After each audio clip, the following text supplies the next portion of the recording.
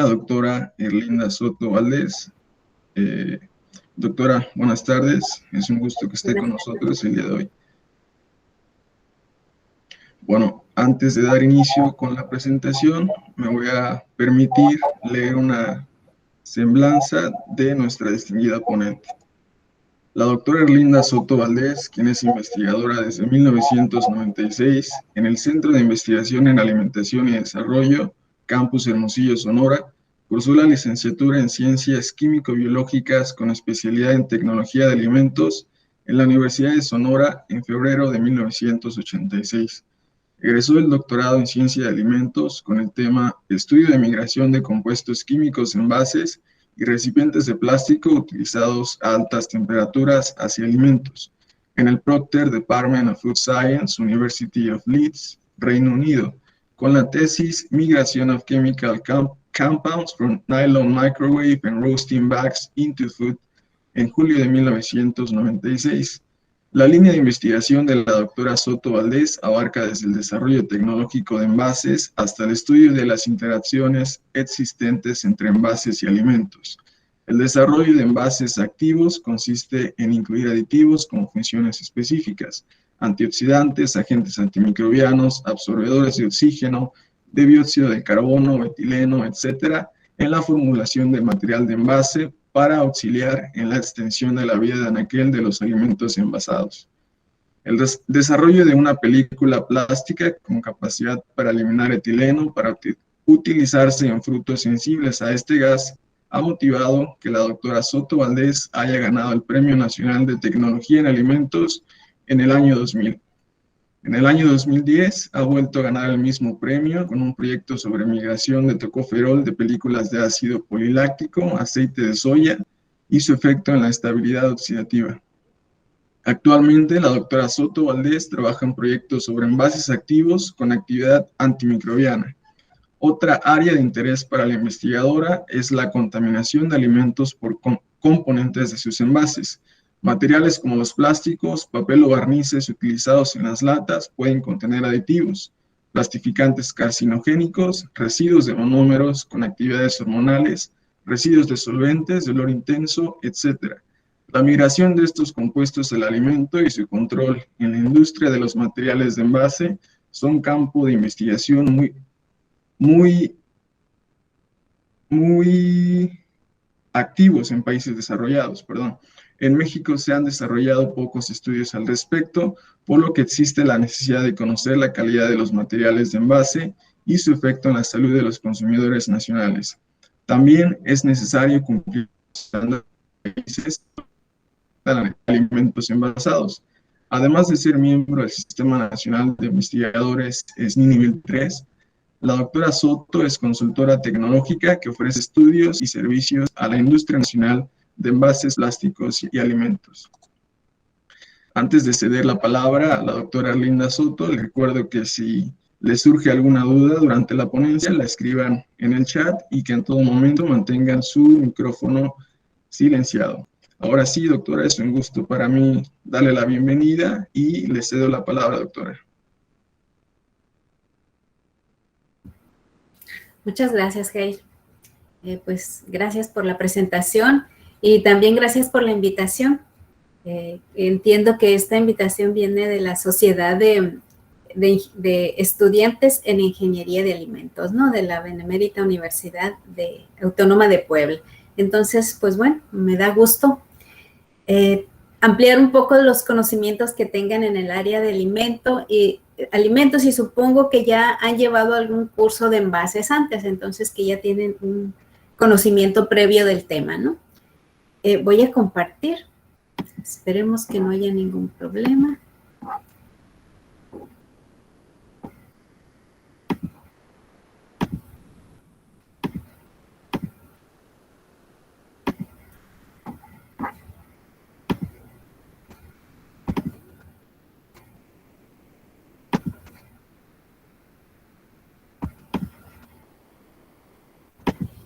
¿Se puede ver la pantalla completa ahí?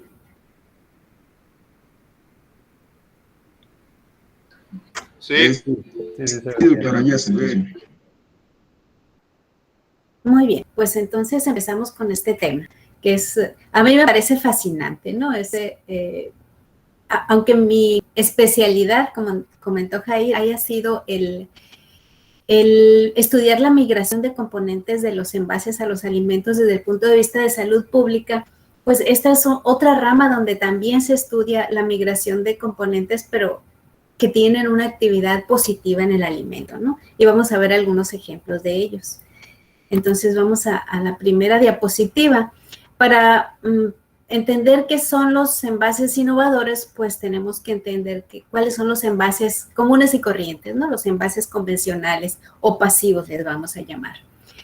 Tenemos esta definición. Un momento que voy a poner el láser. Los envases convencionales serían aquellos cuyas propiedades son contener, proteger y conservar los productos alimenticios. También puede tener la función de comunicar, ¿no? El etiquetado, toda esa información legal o de propaganda de las empresas que colocan en la superficie del envase. Y una manera pues más sencilla, digamos, de diferenciarlos de los envases que tienen alguna actividad es que esto solamente, su función se restringe a separar el producto del medio ambiente.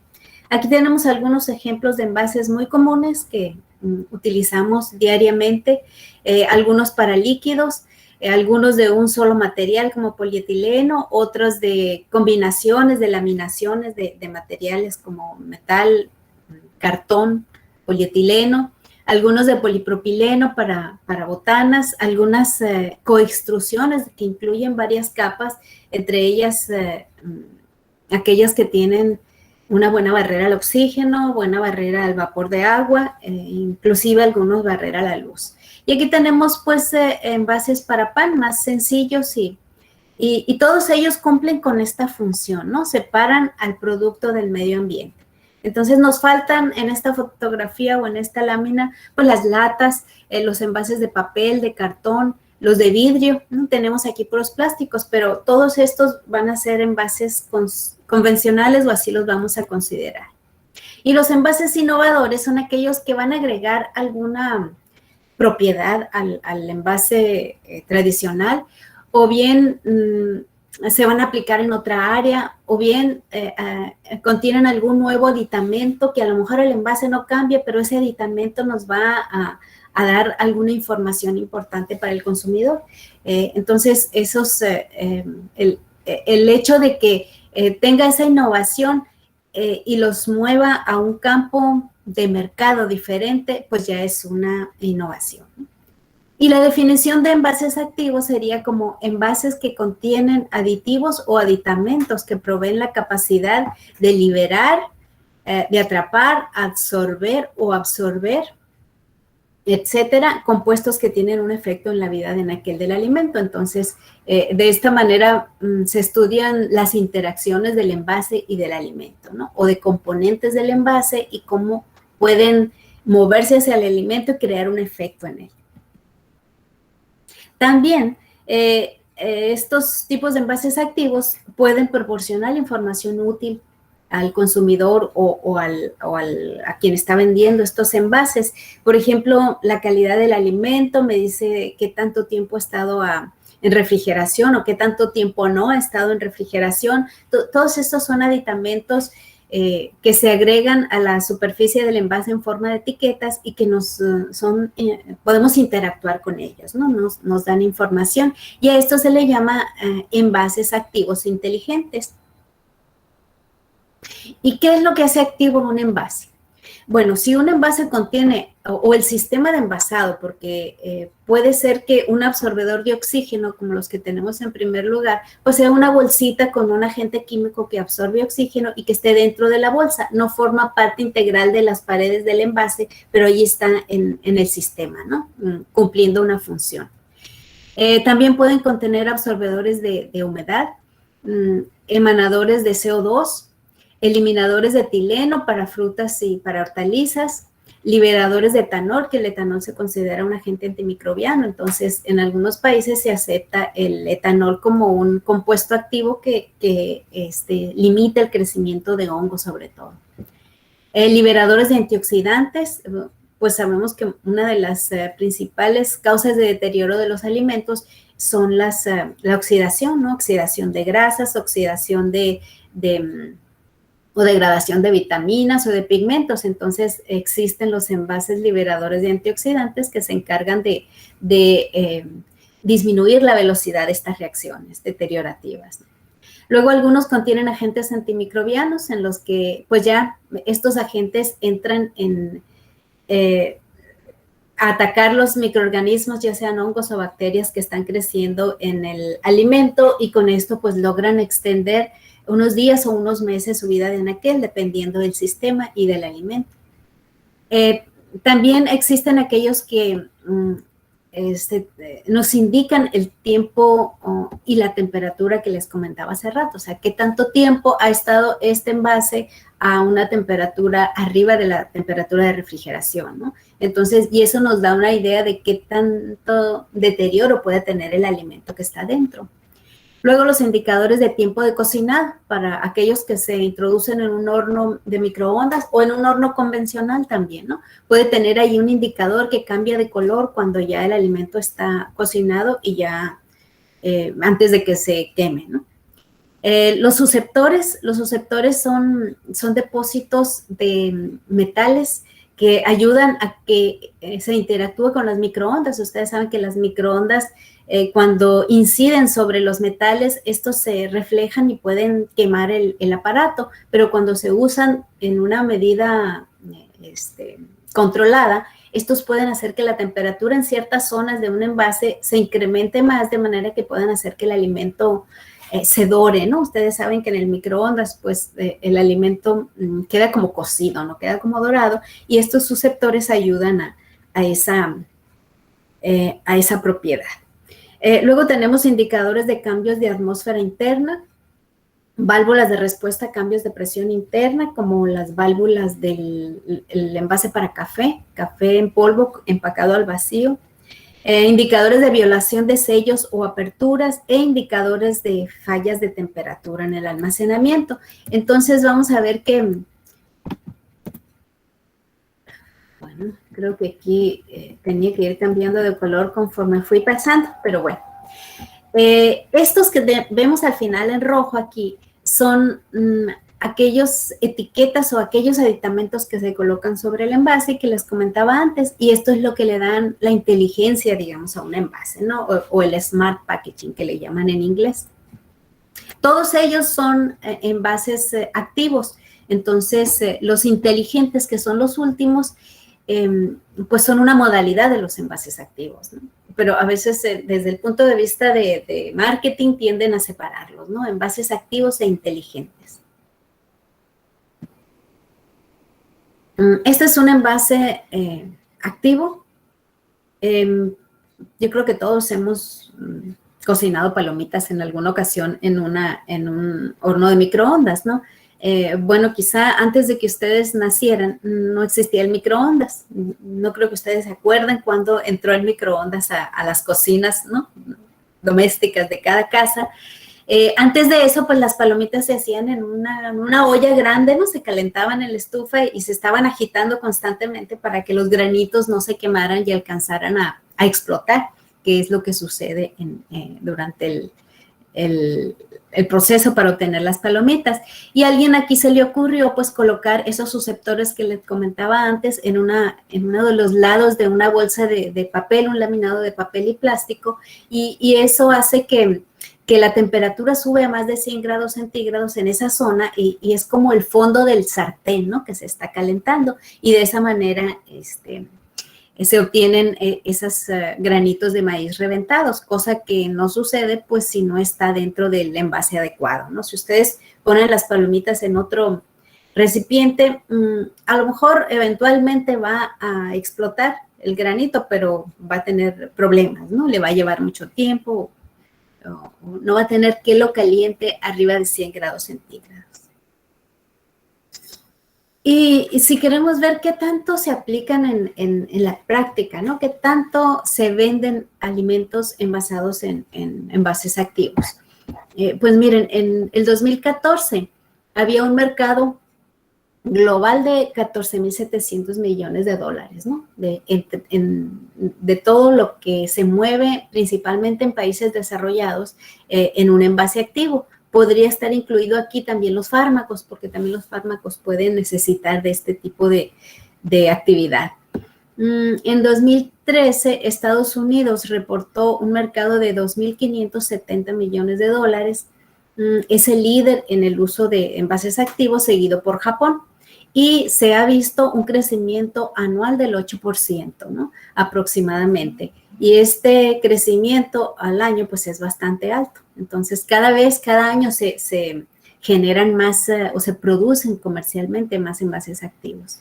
AIPIA es una asociación de industrias que están de alguna manera relacionadas con la producción de envases activos e inteligentes y integra 1.600 empresas relacionadas con con esta actividad, ¿no? Desde proveedores de las materias hasta los que producen los envases, los investigadores o los que desarrollan los envases, los usuarios o los consumidores. Entonces, tiene una serie de empresas que están, digamos, acomodadas en toda la cadena de mercado de los alimentos. ¿Y cómo y cuándo nacieron estos envases activos? Bueno, si los vemos como una innovación, los envases convencionales fabricados de plásticos empezaron a producirse en los años 50 del siglo pasado. En los años 50, en los años 60, digamos que en estos 20 años, entre el 1950 y 1970, salieron los primeros envases para alimentos de plástico. Entonces, esos envases eran innovadores, ¿no? Porque no eran ni de papel, ni de metal, ni de vidrio, que eran los materiales tradicionales que se utilizaban en aquel entonces. Al mismo tiempo, iniciaron los estudios de migración de componentes pequeños o de bajo peso molecular del plástico a los alimentos, porque pues los plásticos son una especie es una formulación como un cóctel, ¿no? Del polímero que ocupa la mayor parte de la proporción y luego aditivos, ¿no? Que ayudan o mejoran las propiedades del envase. Y esos aditivos de bajo peso molecular pueden migrar si las condiciones se dan, ¿no? De tal manera que en la década de los 70s a los 90s, 70s y 80s, digamos, continuaron los estudios de migración y se encontró que siempre había migración de componentes, ¿no? O sea, nosotros cada vez que consumimos un alimento o una bebida que haya estado en contacto con plásticos, estamos consumiendo cantidades muy pequeñas de estos productos de migración. Entonces, de tal manera que las legislaciones de los países en aquel entonces vieron que era imposible evitarlo, ¿no? Más bien legislaron la cantidad que podría migrar y bueno, se hicieron estudios para prohibir o poner restricciones a aquellos componentes que tenían cierta toxicidad.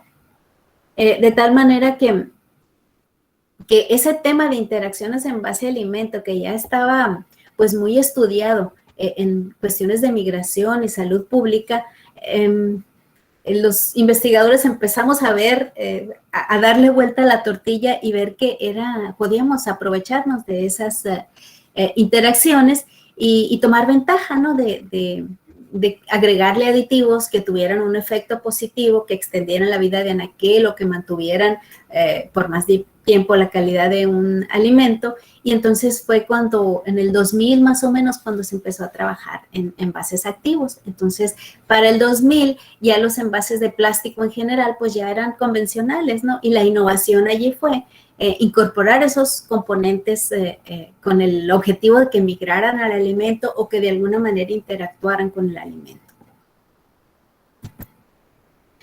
Aquí tenemos, miren, una búsqueda en Google Scholar en el que vemos que si bien en 1950 iniciaron los plásticos en el mercado de envases de alimentos, fue hasta 1981 cuando hubo 2 publicaciones en el tema de envases activos, ¿no?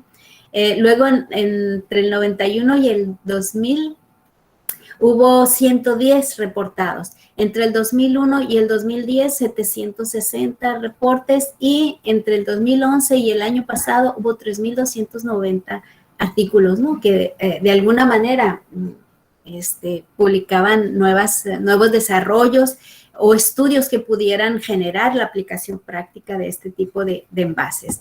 Pero no perdamos este punto aquí, miren, de que a la misma década que empezaron los plásticos a estar en contacto con alimentos, se publicó o se patentó el primer envase activo, ¿no?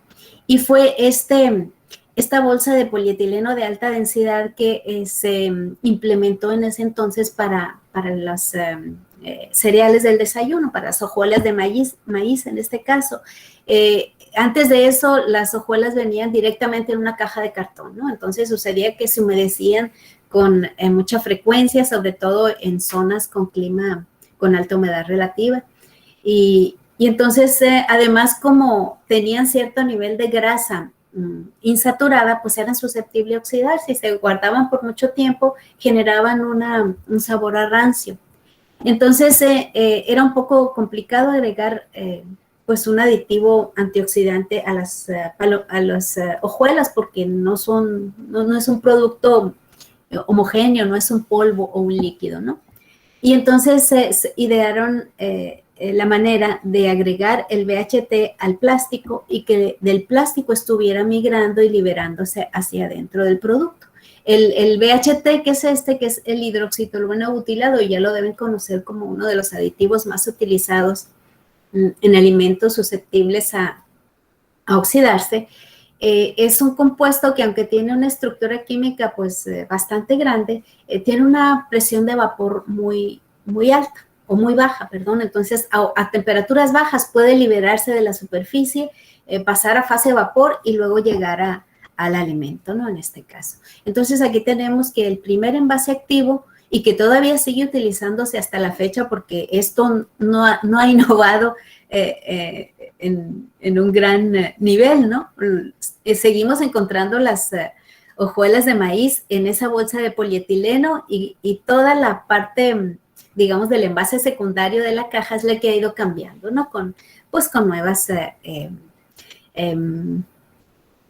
diseños gráficos, nuevos colores y básicamente el interior es igual que el que sus abuelos podrían comprar en los años 50.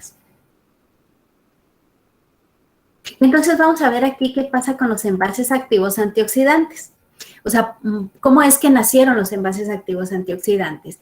Bueno, sabemos que los antioxidantes en alimentos cumplen con ciertas funciones. Por ejemplo, retrasan la oxidación de las grasas insaturadas, protegen las vitaminas, retardan la oxidación de los pigmentos y también se agregan a los alimentos como un suplemento para consumo, ¿no? O sea, aquellos que tienen alimentos con tocoferol, pues sabemos que podemos estar consumiendo cierto nivel de vitamina E.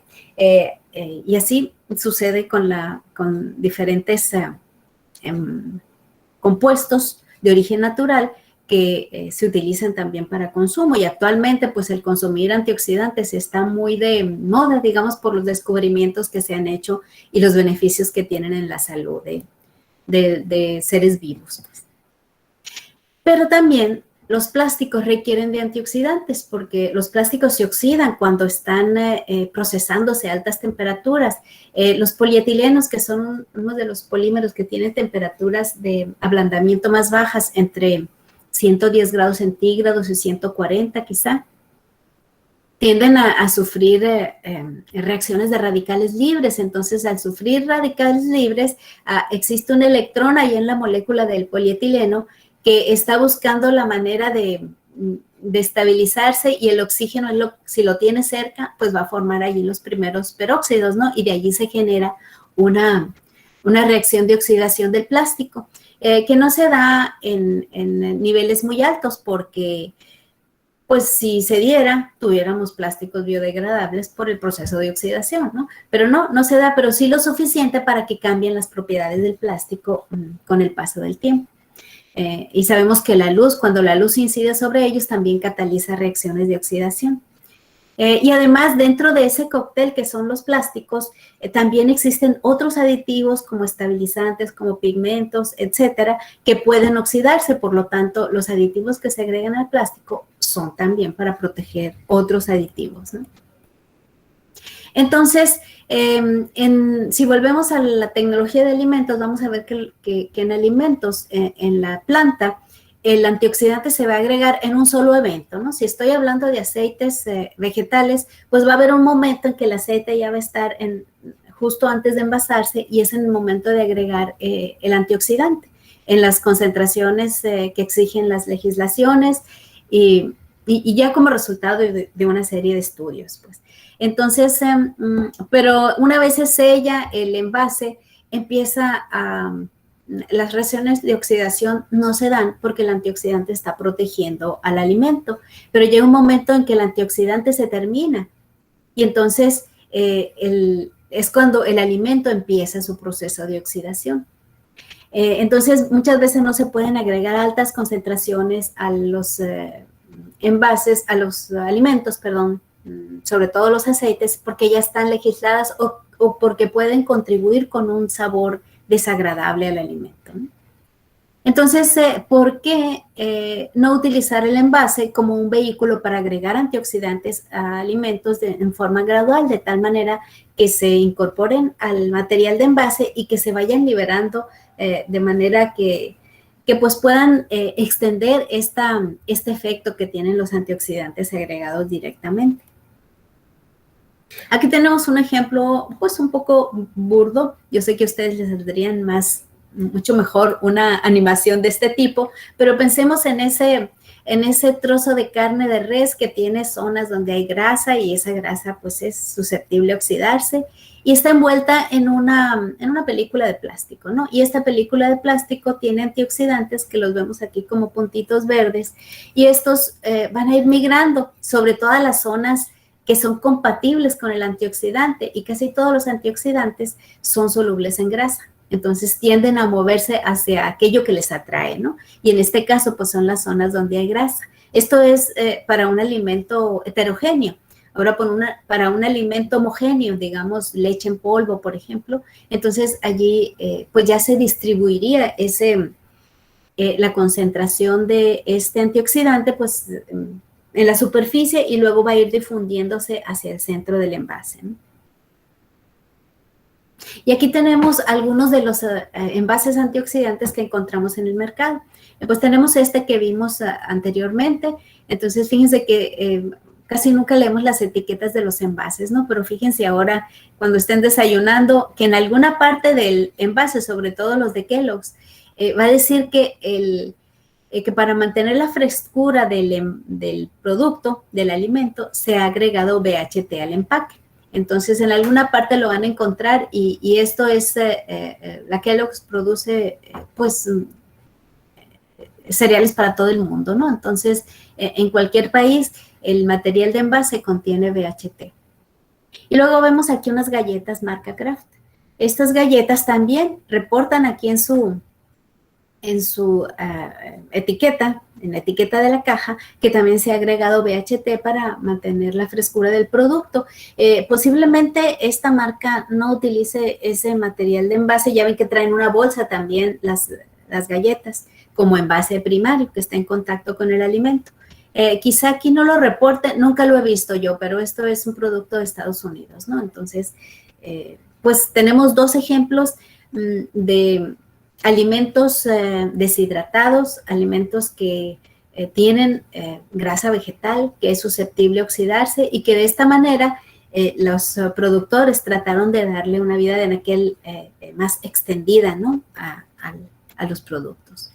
Y seguramente los hemos comprado con cierta frecuencia, ¿no? En nuestra vida diaria. ¿Y cómo se procesan, cómo se obtienen los envases activos? Entonces vamos a ver este ejemplo de polietileno. Esto es resina de polietileno, se le llama, así viene, así se lo compran los productores de película o de envases de estos polímeros y viene como una serie de pues bolitas o resinas o fragmentos donde ya traen su formulación. Estos no son para envases activos. Entonces, este material se coloca en un extrusor.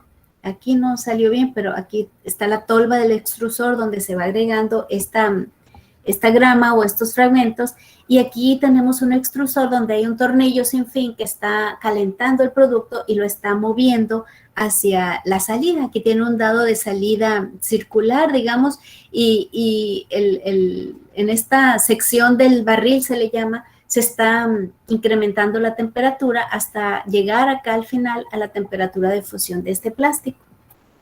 Aquí vemos ya un acercamiento, cómo sale el polietileno de un dado circular, y a esto se le llama extrusión soplo, porque hay una zona por aquí en este anillo en el que se está inyectando aire, ¿no? Y eso está inflando esta burbuja. Cuando sale aquí todavía sale fundido, sale blando, entonces cualquier presión de aire interna lo va a hacer que se infle más y va a disminuir el espesor. Entonces en las plantas tienen que tener un buen control sobre la presión del aire, y luego acá tienen unos anillos, a esto se le llama anillo enfriador, y aquí vemos unas mangueras donde están soplando, digamos, aire frío para que esto que está todavía fundido se solidifique. O sea, se enfríe, se solidifique y ya tengamos al final unas bolsas pues o un rollo de este polietileno como lo vemos aquí.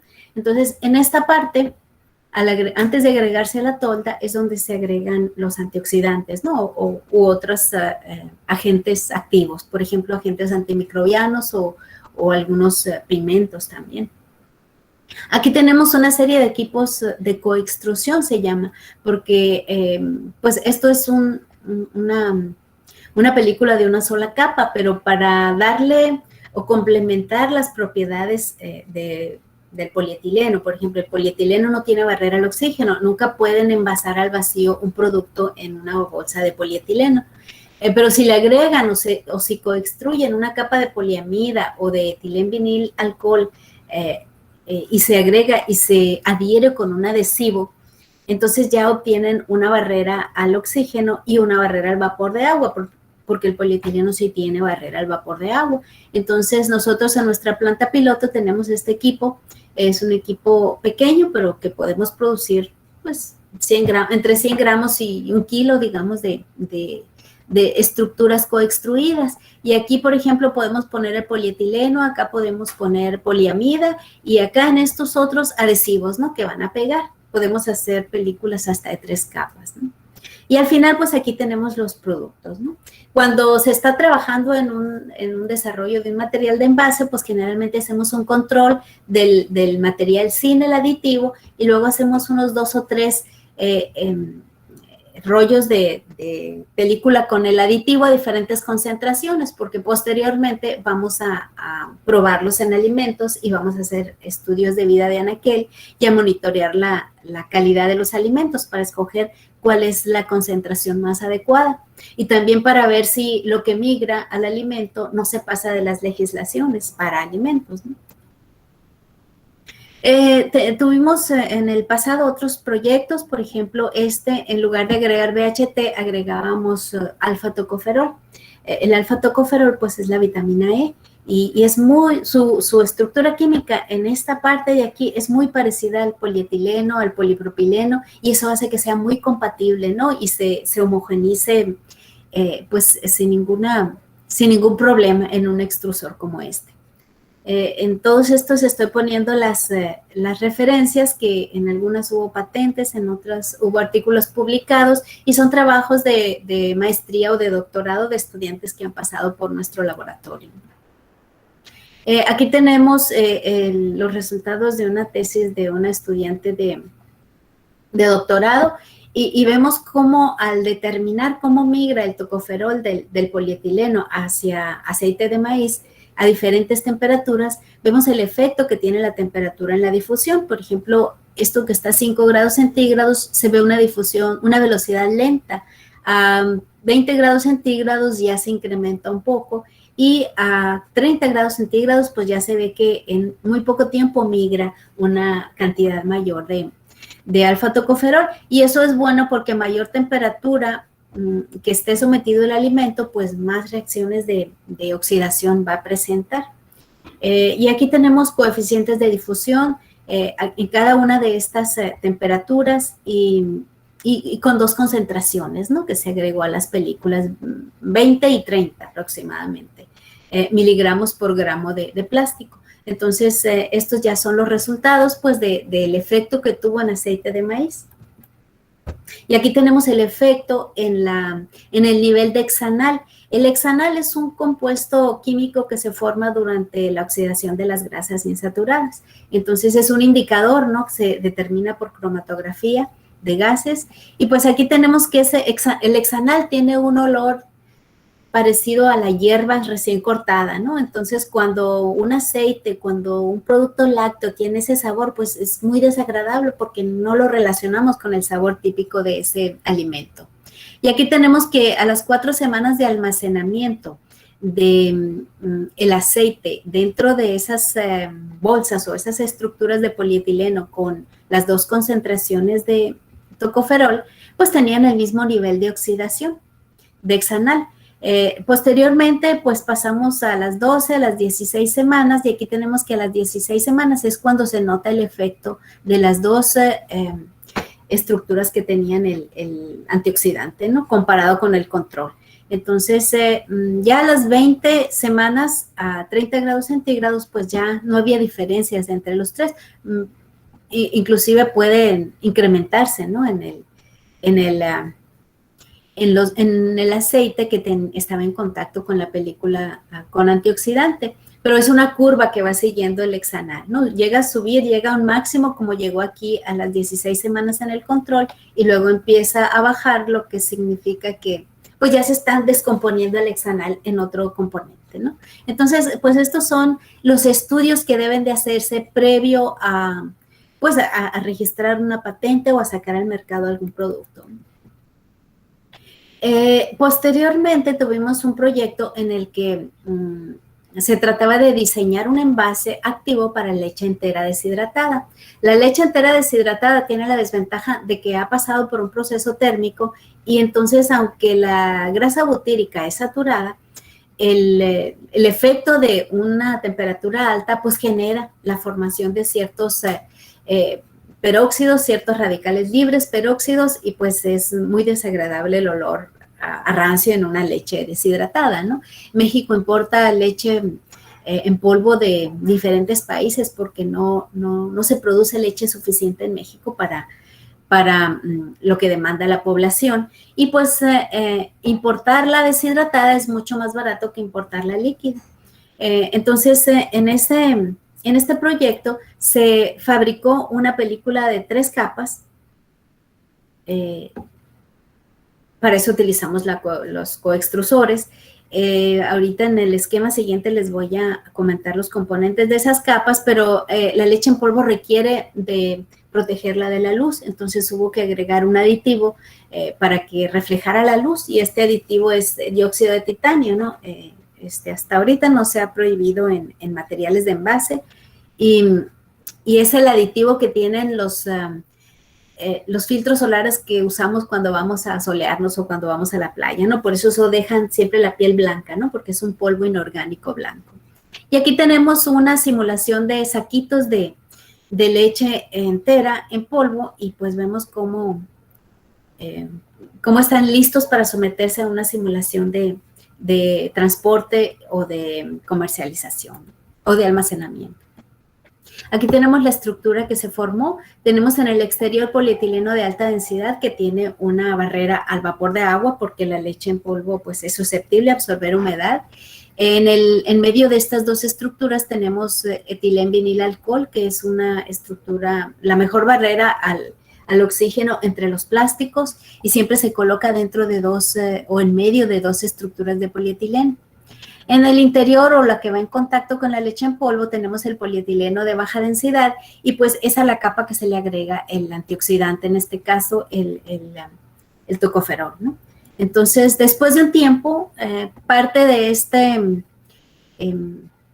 tocoferol pues va migrando hacia la leche en polvo, de tal manera pues que después de un tiempo ya la leche está recibiendo gradualmente una cierta concentración de tocoferol, y eso hace que, pues, que el tocoferol esté protegiendo a la grasa butírica de la oxidación.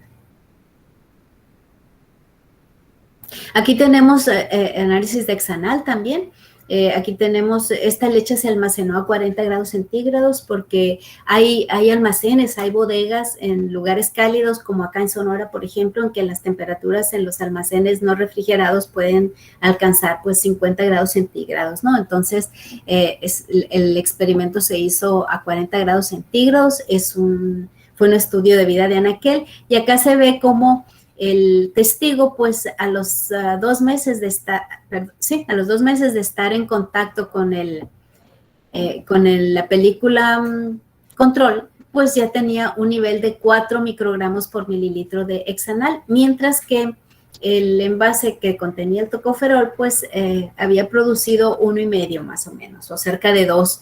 Y de esa manera, pues, podemos verificar en qué momento este llega a un nivel en que no es aceptable ni organolépticamente ni legalmente, ¿no? También el tocoferol tiene un efecto en la vitamina A. La vitamina A es muy importante para los niños, ¿no? Y para fórmulas de leche en polvo en las que se agrega vitamina A para que pues el bebé tenga suficiente vitamina necesaria para que se desarrolle en esa etapa tan importante de su vida, ¿no? Entonces se vio el efecto de esa película con tocoferol, y aquí vemos que en esta raya roja pues tenemos la leche deshidratada envasada en película con tocoferol, y acá tenemos la leche que está envasada en la película control. Entonces vemos que el nivel de vitamina A pues bajó considerablemente comparado con el nivel de vitamina A en la leche que estaba en contacto con el envase activo, ¿no? Esto se hizo a 30 grados centígrados con iluminación y por 30 días, ¿no? Y estos, digamos, fueron los primeros proyectos que tuvimos de envases activos antioxidantes. Después vinieron otros ya tratando de utilizar aditivos naturales que extrajéramos de residuos industriales, ¿no? O de alimentos o agroindustriales. Por ejemplo, aquí tenemos que la cáscara y la cabeza del camarón que se liberan cuando se va a producir camarón congelado, pues es rica o tiene ciertos niveles de astaxantina. La astaxantina es la que le da este color a los camarones, ese color rosado, y es una carotenoide que no lo produce el camarón, que no lo produce los flamingos, por ejemplo. También ese color rosado de las plumas vienen de la astaxantina. De tal manera que estos animales tienen que consumirlo directamente de la naturaleza, esta astaxantina, y en este caso, pues, cuando el camarón es de cultivo y está en los estanques, es muy difícil estarle proveyendo este antioxidante. Por lo tanto, se hacen formulaciones, dietas que tengan astaxantina. Y a la hora que sale el camarón, que se captura, y se le quita esa cáscara, pues quedan residuos aquí valiosos, ¿no? Y esos residuos valiosos para la industria también pudimos utilizarlos nosotros como un aditivo en polietileno. Y este es el color de la película, ¿no? Después de haberle agregado este aditivo. El concentrado de aceite de cabeza y cáscara de camarón tiene un color, pues, muy cercano al rojo, ¿no? Naranja muy fuerte. Entonces, al agregarlo a ciertas concentraciones, pues queda con esta tonalidad. Se hicieron los estudios correspondientes. Luego vimos que había una fuente de astaxantina mucho mejor que la cabeza de camarón, que es la flor de cempasúchil. Y esta flor de cempasúchil todos la conocemos, es la que se utiliza pues en el Día de Muertos, y que existen empresas en Sinaloa sobre todo que industrializan esta flor y extraen de allí los pigmentos que son carotenoides y luego producen una transformación química para que se obtenga la astaxantina. Entonces es un aceite de un rojo mucho más intenso que el de cabeza de camarón, y así es como obtenemos u obtuvimos películas con este aditivo, ¿no?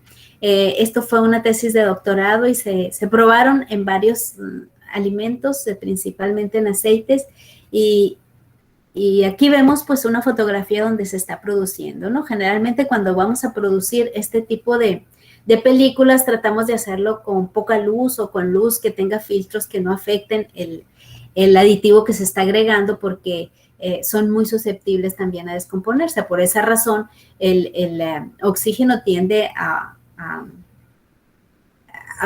ir más a los carotenoides, en este caso, que a las grasas del alimento, ¿no? De esa manera se sacrifica y protege al mismo alimento. Aquí tenemos cortes de películas. En este caso vimos que cuando fabricamos películas de una sola capa, pues teníamos que agregar demasiado extracto, lo cual le daba un color muy intenso. Entonces, después desarrollamos una película de 2 capas en el que solamente a un lado del material se le agregara el aditivo. Y también vimos que, como les decía, que la luz afectaba el comportamiento o la estabilidad del carotenoide. Entonces agregamos dióxido de titanio en la capa externa, de tal manera que aquí vemos cómo se ve la película control sin el aceite. Aquí vemos cómo se ve la película con el aceite, entonces ya no tenía un aspecto tan naranja. Y esta es la película volteada al revés, ¿no? O sea, cómo se ve en la parte interior. Entonces, con estos tratamientos, pues se hicieron varios experimentos, ¿no? Aquí tenemos el efecto del extracto de la flor de cempasúchil y dióxido de titanio en la estabilidad oxidativa de aceite de soya a 25 grados centígrados con iluminación, ¿no? Esto trata de simular condiciones de mercado. Y aquí tenemos pues que el que tiene un nivel de peróxidos más alto es aquel que no tenía ni dióxido de titanio ni el extracto de flor. Luego tenemos aquí en el azul claro pues aquel control que solo tenía dióxido de titanio. Y acá tenemos la película que tenía solamente extracto de flor y aquí los dos. Entonces hubo una sinergia entre el agregar dióxido de titanio y agregar el extracto de flor, ¿no? Entonces de esta manera pues podemos probar el efecto que puede tener en un alimento. Nosotros usamos aceite de soya que lo compramos a la planta procesadora antes de que le agreguen el antioxidante comercial. Entonces lo guardamos a menos 20 grados centígrados para que se proteja o se mantenga estable y es un buen modelo para hacer estos experimentos porque en poco tiempo se oxida, ¿no? Entonces luego esto hay que escalarlo después a condiciones a diferentes temperaturas, ¿no? Bueno, acá tenemos pues cómo se observaban las bolsitas que tenían el aceite de soya y pues junto con los resultados eso nos puede dar una mejor idea de cómo se realizan estos experimentos, ¿no? Tenemos varios cuartos con temperatura controlada, algunos con iluminación, algunos sin iluminación y cámaras también donde realizamos estos experimentos. Posteriormente tuvimos películas de ácido, producimos películas de ácido poliláctico con adición de componentes de el orujo de uva. Al evaluar o al fermentar la uva, se produce un orujo, que es un desecho, ¿no? Y que allí está la semilla, las cáscaras, los palillos que pueda traer este producto, y esto es un desecho rico en antioxidantes, ¿no? Sobre todo compuestos fenólicos. Entonces, fabricamos tuvimos un proyecto grande en el que se fabricaron películas con el extracto y también con cada uno de los componentes del extracto. Entonces, este orujo también es rico en resveratrol. Aquí tenemos películas de ácido poliláctico, que es un plástico, un bioplástico que es biodegradable en condiciones de composta, ¿no? Está ya en el mercado desde hace algunos años y estas eran las tonalidades que adquiría la película con al agregar estos aditivos. Aquí tenemos una empresa de aquí de la zona de Hermosillo, en la que esto era antes la empresa Domecq, ahora se llama Pernod Ricard, y ellos producen vino, producen aguardiente de uva, y estos terreros que ven aquí es todo lo que están tirando, ¿no? Después de la fermentación. Ellos después lo aprovechan y utilizan, lo utilizan en la caldera, lo utilizan como energía. Pero esto, antes de meterlo a una caldera, podrían extraerse todos estos compuestos, ¿no? Y podrían utilizarse como suplementos de alimentos o bien como aditivos para agregar a esos plásticos que se convierten en envases activos. Entonces, fíjense que casi todos estos compuestos tienen una estructura muy similar, muy parecida, y tienen muchos oxidrilos aquí, que son los responsables de donar ese hidrógeno, ¿no? Para evitar que las cadenas o las reacciones de radicales libres se propaguen en el plástico y también en el alimento. Aquí tenemos cómo eran las formulaciones de estos productos de PLA. Este es un testigo de ácido poliláctico. Así es como viene, así es como lo compramos. Este es el rollo de película, ¿no? Al agregar la rutina, pues adquiere un color amarillo fosforescente. Con epicatequina y con catequina, pues no le afectan mucho las propiedades, ¿no? Eso es importante porque a la hora de comercializar un envase que tenga cierto color, pues el consumidor puede verse negativamente influenciado por él. Por eso el de la flor de cempasúchil, pues se le trató de cubrir el color también. Bueno, eso es lo que tenemos en cuanto a envases activos antioxidantes. Y díganme si voy muy lenta, porque veo que ya va a ser la 1 y la invitación era hasta la 1. Pero vamos a seguir viendo otros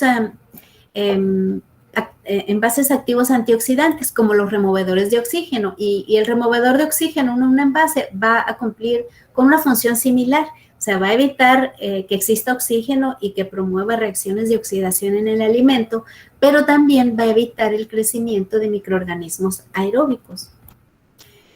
Entonces, las causas de deterioro de los alimentos que provocan esta presencia de oxígeno, pues la oxidación de las grasas, el crecimiento de microorganismos aeróbicos, oxidación de pigmentos, pérdida de vitaminas, oscurecimiento enzimático, lo conocemos muy bien en frutas, en aguacates, en manzanas, ¿no? Cuando están cortadas o mínimamente procesadas y expuestas al oxígeno, pues tienden a oscurecerse, ¿no?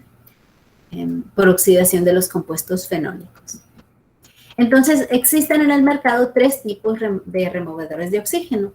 Aquellos que están en las tapas, esto es para bebidas o para líquidos. En la tapa, en el empaque que lleva la tapa interno, o también se le llama junta o se le llama liner, se agrega el removedor de oxígeno porque es el primer lugar por donde va a ingresar, ¿no? Allí donde siempre, ese es el punto crítico, ¿no?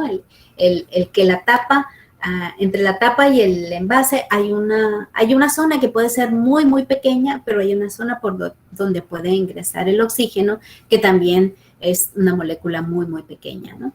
También se agregan almohadillas, saquitos o bolsitas o sachets dentro de envases de alimentos secos, como las botanas, por ejemplo. Y aditivos que se agregan en el material de envase, que es como las modalidades envases antioxidantes que les acabo de mostrar.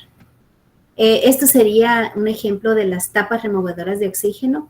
En esta parte llevo un empaquito de plástico o llevo un empaque de un material espumado. Allí es donde se coloca el absorbedor de oxígeno, ¿no?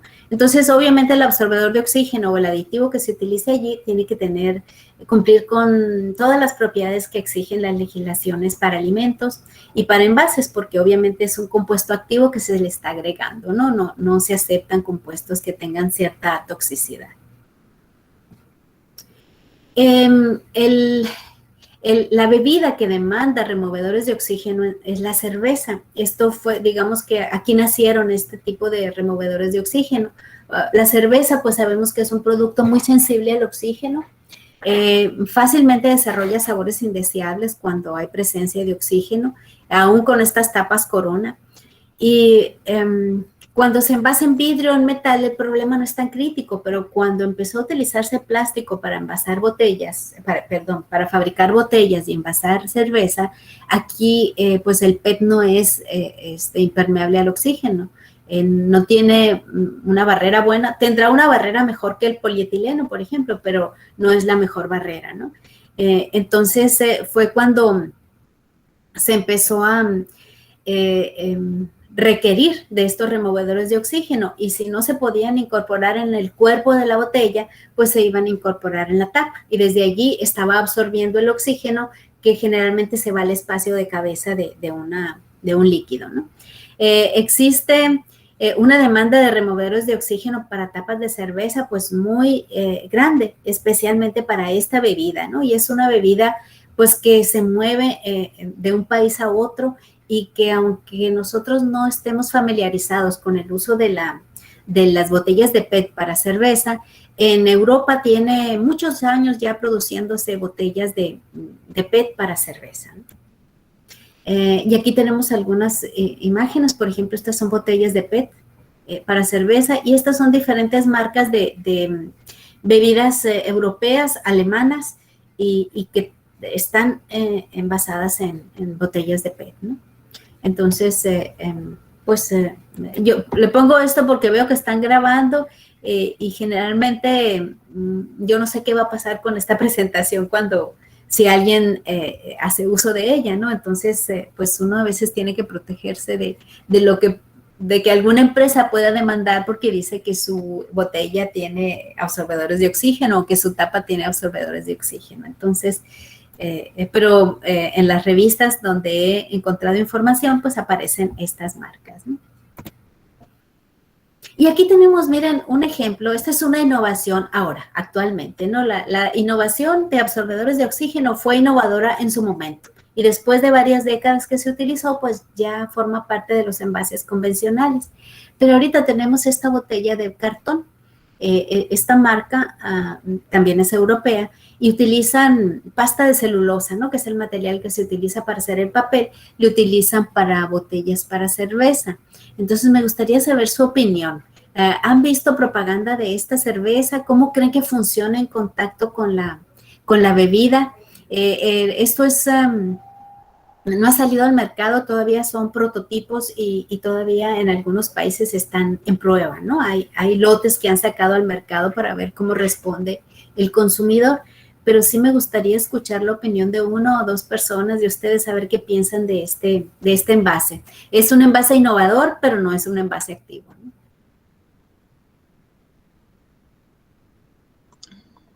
Pueden escribir su opinión en el chat, o si gustan también pueden abrir su micrófono con toda libertad. Aquí ya Bueno, tenemos sí. una opinión, doctora. Ana Berenice dice: la transferencia de temperatura debe ser estudiada. Sí, porque la pulpa de celulosa es un aislante, ¿no? Imagínense que, no sé, en su estado, pero aquí en Sonora se toma mucha cerveza, y siempre se compra hielo, se pone en una hielera, y ahí se ponen las cervezas, ¿no? De metal o de vidrio. Y después de un tiempo, como hace mucho calor, el hielo se va fundiendo. Entonces, pues, imagínense, en este caso no se podría utilizar en este tipo de actividad social, digamos, ¿no? Porque, pues, se remojaría aquí la pasta de celulosa, y pues no, ya no sería agradable consumirla. Buenas tardes. Más? Sí, Buenas claro. tardes. Hablando usted al respecto sobre esa costumbre, o la forma en la que, por ejemplo, aquí en México se consume la cerveza, habría un impacto, y tal vez creo que habría un rechazo por la presentación, ¿no? Esa costumbre de poner la cerveza en el hielo y la botella de vidrio o de aluminio, creo que sí causaría algún impacto negativo. Sí, fíjate, y también el hecho de sentir helada la cerveza es muy importante para el consumidor o el bebedor latinoamericano. En Europa se puede tomar la cerveza a temperatura ambiente, pero en este caso, pues no se sentiría eso frío que le gusta sentir a las personas, ¿no? Sí, claro, profesora, muchísimas gracias. Entonces, bueno, nadie lo comentó, pero esta cerveza tiene obviamente una botella de PET dentro, en contacto con la bebida, ¿no? No aceptaríamos tampoco una bebida en contacto con cartón o con papel, ¿no? Entonces, solo que esta botella es mucho más delgada que las botellas convencionales de plástico para cerveza, ¿no? Entonces, por allí encontrarán que la Coca-Cola ya sacó su prototipo también, y hay empresas que producen detergentes que ya tienen este tipo de botella, ¿no? En el que, pues bueno, lo que tratan de ofrecer es usar menos plástico y en su lugar utilizar una capa de un material biodegradable, ¿no?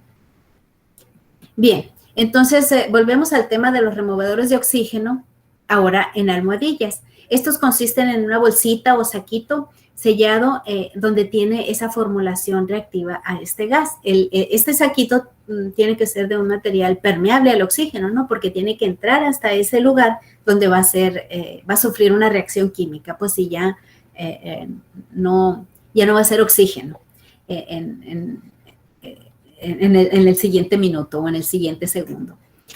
La formulación, como les comentaba, no debe contener componentes tóxicos.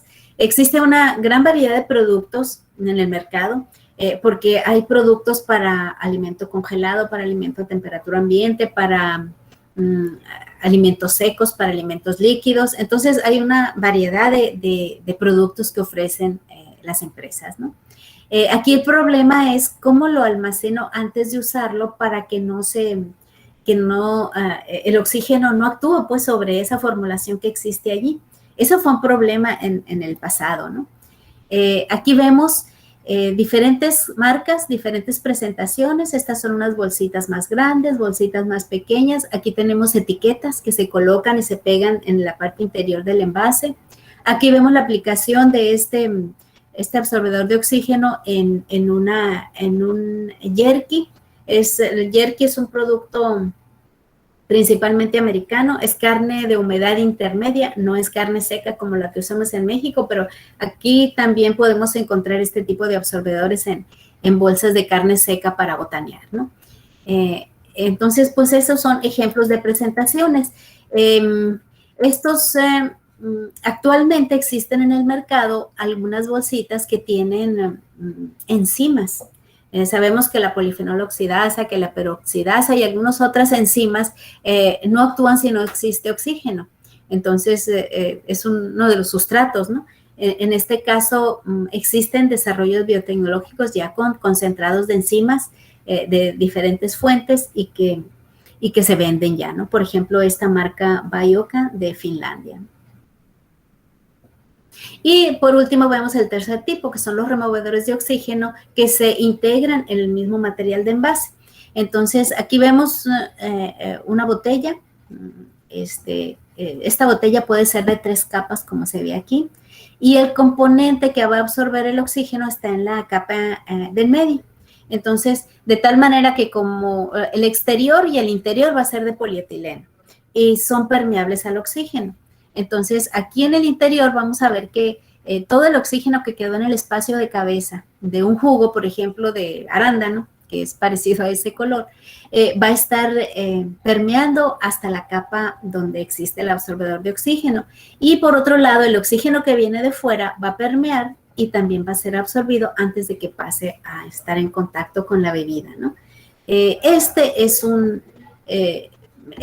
de 3 capas. Esta es una película de una sola capa, creo yo. Así la compré en Estados Unidos. También tenía una bebida de frutilla, de arándano, de este tipo de frutas.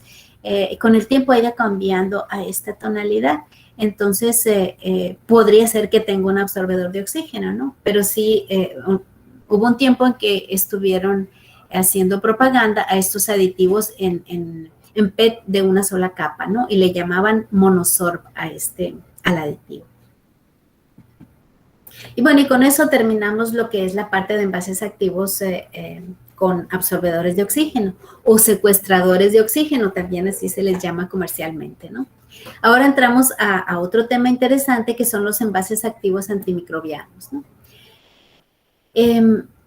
Bueno, si vamos a otra vez a la definición de envases, tenemos que un envase es considerado antimicrobiano cuando tiene la capacidad de eliminar o de inhibir el crecimiento de microorganismos, sean patógenos o no, del alimento que contiene, ¿no? Y esto de que sean patógenos o no es muy importante porque el hecho de agregar aditivos antimicrobianos a un envase no debe de promover que se relajen las condiciones asépticas en las plantas, ¿no? O sea, no porque ya tiene un aditivo antimicrobiano voy a bajar las temperaturas de procesamiento, o voy a descuidar al personal de que no use las ropas y la protección adecuada para evitar contaminación. Entonces, pero cuando se trata de crecimiento de microorganismos deteriorativos y son deteriorativos para el alimento, entonces es cuando es más utilizado el antimicrobiano. ¿Por qué? Porque ese alimento deteriorativo es el que va a estar generando en el alimento pues cambios en el sabor, en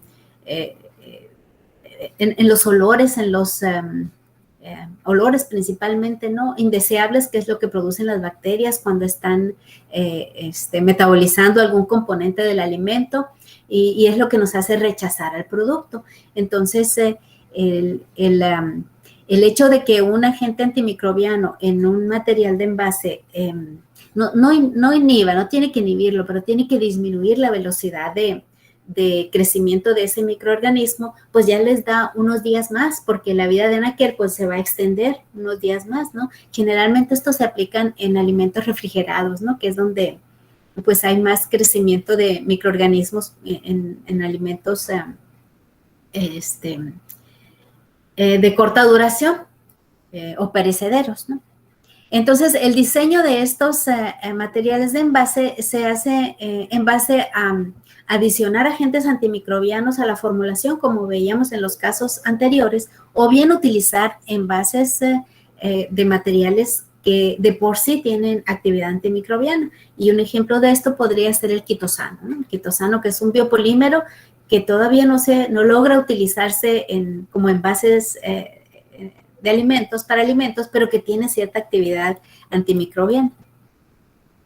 Ahí vemos un ejemplo de envases comerciales o productos que pueden tener, que son muy perecederos y que pueden tener en la formulación de esa película, pues componentes con actividad antimicrobiana. ¿Y qué componentes pueden ser estos? Pues pueden ser ácidos orgánicos como los que se agregan directamente a los alimentos. Por ejemplo, el ácido propiónico, benzoico, sórbico, que los conocemos como más bien como sus ésteres, ¿no? Como benzoatos, sorbato, propionatos. Bacteriocinas como la nicina, extractos de especies como el timol, el cumeno, eugenol, por ejemplo, que han probado ser componentes de los tés que consumimos y que tienen cierta actividad con ciertas bacterias y con ciertos hongos. Tiosulfinatos como la alicina. La alicina es el compuesto que le da ese olor desagradable al ajo. O podría ser agradable, ¿no? Porque cuando lo agregamos a los alimentos en una concentración baja, pues resalta muy bien los sabores, le da buen sabor, pero la alicina concentrada huele muy mal, ¿eh? Estos tienen azufre en sus moléculas, como pueden ver, y el azufre pues siempre huele mal, por algo dicen que el diablo pues huele a azufre, ¿no? Bueno, también enzimas se pueden incorporar a la superficie de los materiales de envase. Estas pues son más delicadas, son proteínas, ¿no? Y se pueden desnaturalizar en ciertas condiciones. Otras proteínas como la conalbúmina ha mostrado que tiene actividad antimicrobiana. Otros compuestos con azufre como el alil isotiocianato. Si quieren nada más saber qué alimentos tienen este compuesto, pues son el brócoli y la coliflor. Entonces, ustedes saben que cuando estamos cocinando estos productos, pues el olor que despiden es desagradable, ¿no? Pues el culpable de eso es el alil isotiocianato y sus derivados. Luego también se han utilizado antibióticos como el imasalil, que ya no están tan aprobados para uso en alimentos. Fungicidas como el benomil, metales como la plata. La plata es un buen ejemplo y es uno de los productos que más se comercializa con este objetivo. Porque la plata soporta altas temperaturas, no se descompone fácilmente, con concentraciones muy bajas pueden ejercer un efecto antimicrobiano. En cambio, extractos de especies como estos son volátiles, producen olores y sabor que pueden afectar el sabor y el olor del alimento. Cuando se está extruyendo un material de envase con estos aditivos, pues parte de ellos se evapora. Entonces, comparados con estos, la plata pues es un buen agente antimicrobiano, ¿no? Estable. Y vamos a comentar un poco sobre él.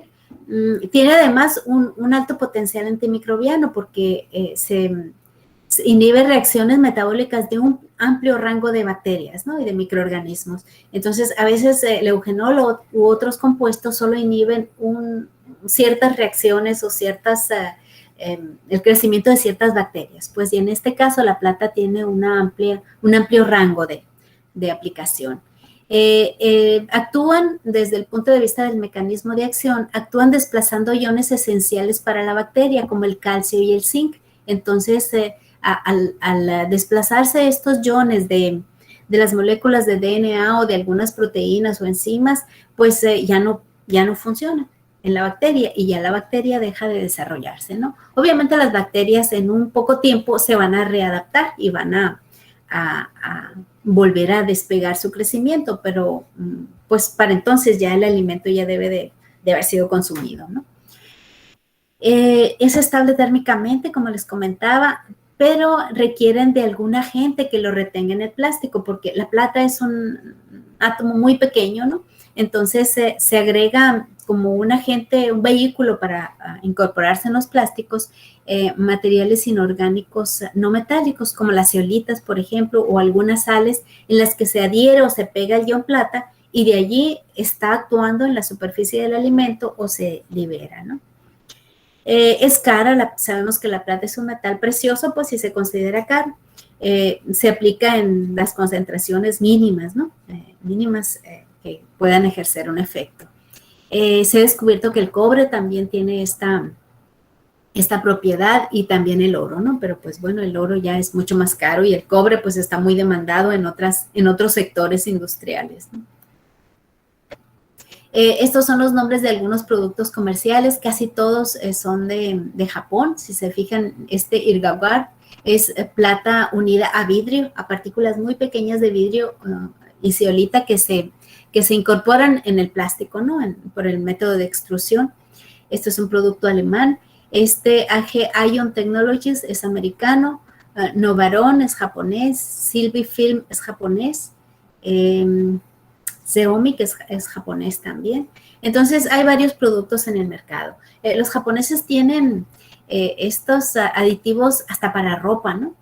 Por ejemplo, las personas que sudan mucho, o sea, se coloca plata en la parte de las axilas de la ropa y eso hace que, bueno, que si bien sudan mucho, el olor que generen no se presente porque no dejan crecer las bacterias en esa zona, ¿no?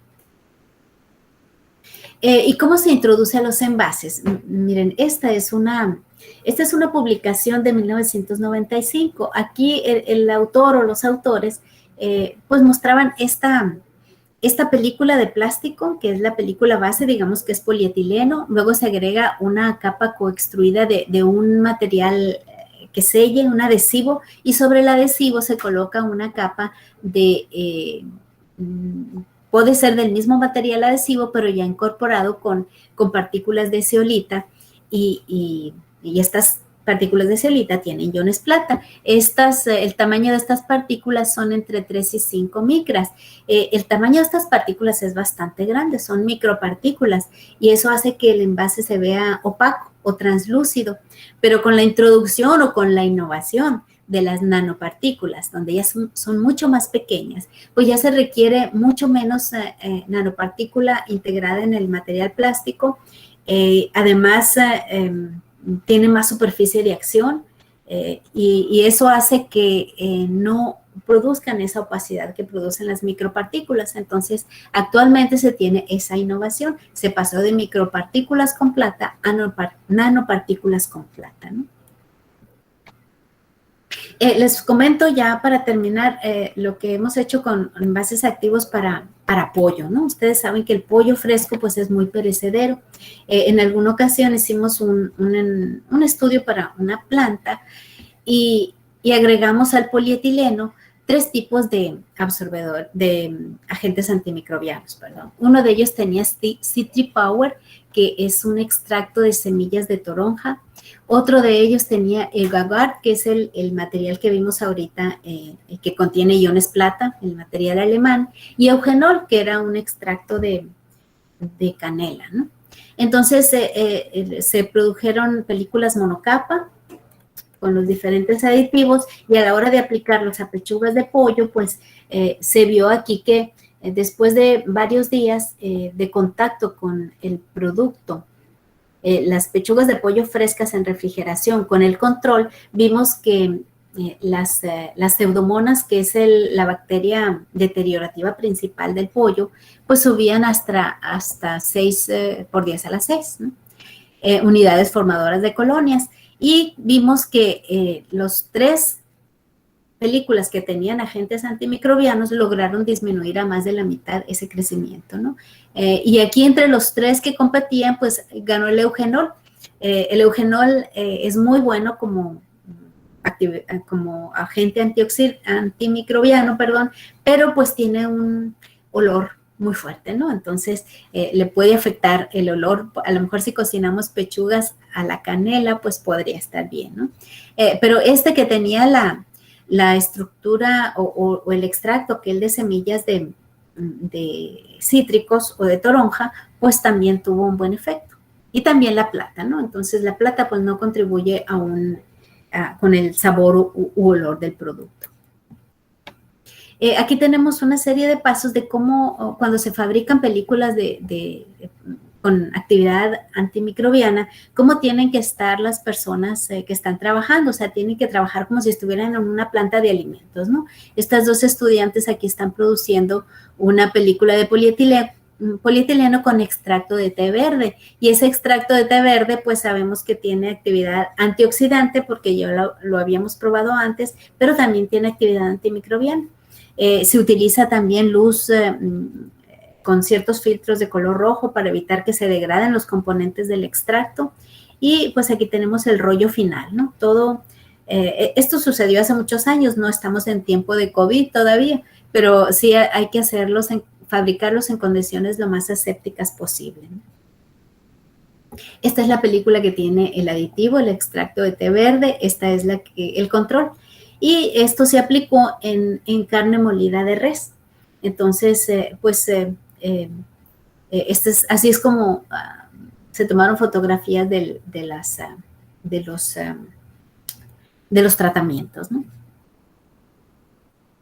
Y el efecto que produjo fue que el extracto de té verde al 7.75% en el polietileno, pues logró siempre mantener el nivel de unidades formadoras de colonias de todas las bacterias, de cuenta total de bacterias, pues en niveles más bajos que el control.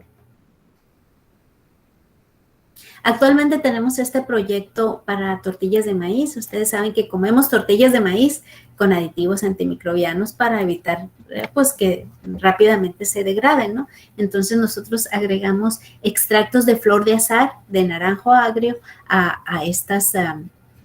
polietileno de alta densidad, que es el material que se utiliza comercialmente para las bolsas para tortilla, y pues hicimos varios estudios de vida de anaquel.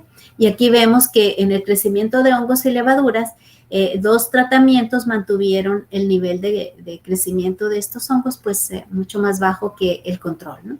Entonces, pues con esto se logró extender con un tratamiento 10 días la vida de anaquel y 8 días más o menos el otro tratamiento. Entonces, pues estos son estudios recientes.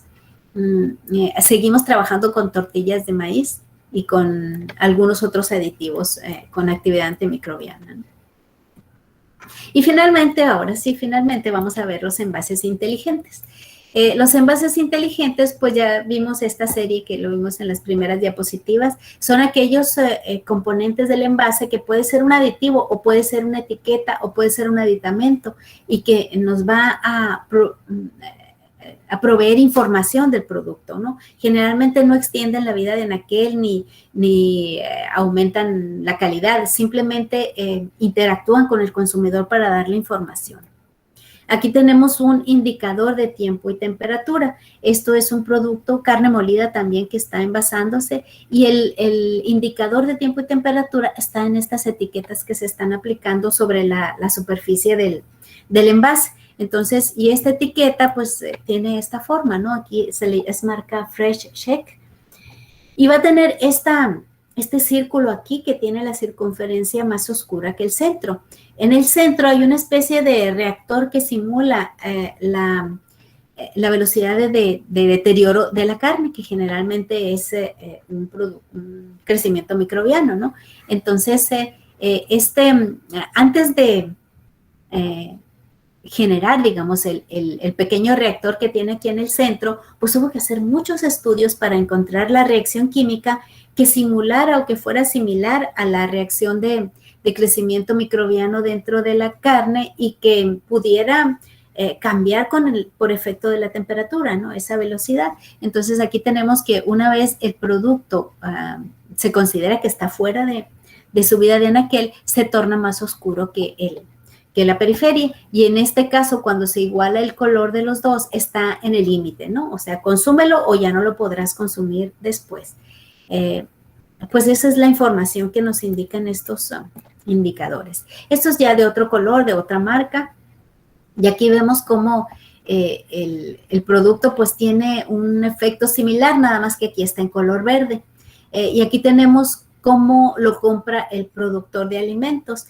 Tenemos aquí que si, aparte de eso, tiene una protección para evitar que ese centro del círculo pues reaccione con el oxígeno atmosférico, ¿no? Entonces, aquí tiene, quizá podrán ver aquí que hay una etiqueta y que si este centro está de color rosa, no debe de, ya está caduco, ¿no? Ya caducó, y el color rosa viene de la cubierta protectora que tiene aquí, que es lo que nos indica que ya caducó el producto, ¿no?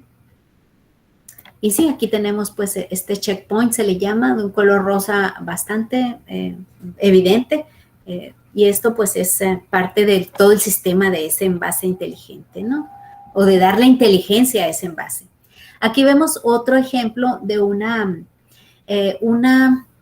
desarrollo que se hizo para vacunas. Ustedes saben que las vacunas pues siempre tienen que estar en refrigeración o a temperaturas bajas, y si no están en unas horas o en unos minutos pueden perder su actividad. Por eso generalmente los pediatras que aplican vacunas a los niños tienen sus vacunas en el refrigerador. Generalmente no las venden, ¿no?, en farmacias, para evitar esa situación. Pero aquí tenemos que alguien desarrolló esta etiqueta. Y aquí tiene un círculo o un óvalo incoloro cuando está en buenas condiciones. Y aquí vemos que conforme va pasando el tiempo, arriba de 8 grados centígrados, se va desarrollando un color rosa. De manera que a los 15 minutos, pues la mitad de ese óvalo está de color rosa, y conforme vaya pasando el tiempo, cuando llegue a 1 hora, va a estar todo el óvalo de color rosa, y eso indica pues que ya esa vacuna va a estar pues no activa, ¿no? Que no vale la pena aplicarla, pues. Existen otros, fíjense que volviendo a son unas ceras de diferente punto de fusión, de manera que en refrigeración no pasa nada a la cera. Detrás de esta capa de cera blanca está el color rosa, pero conforme van incrementándose el tiempo a una temperatura arriba de 8 grados centígrados, va fundiendo la cera y va dejando ver lo que hay detrás. Entonces, aquí hay una cera con un punto de fusión determinado, acá va cambiando, de manera que pues hay un cambio gradual en la temperatura de fusión de esa cera, ¿no?